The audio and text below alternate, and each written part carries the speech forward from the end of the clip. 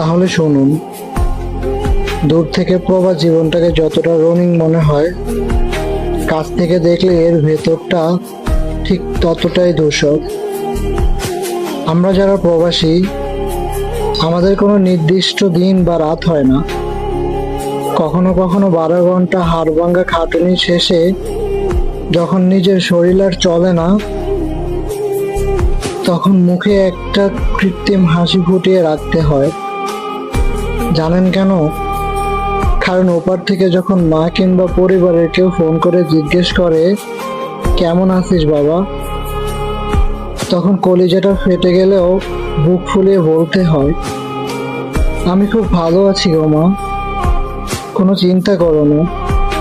ঘরের মানুষ ভাবে আমরা বিদেশে অনেক সুখে আছি, অনেক টাকা উড়াচ্ছি, কিন্তু এই চার দেওয়ালের একাকিত্ব, ডিউটি শেষে নিজের হাতে রান্না করার ক্লান্তি, আর উৎসবের দিনগুলোতে সবার আড়ালে চোখের জল ফেলা,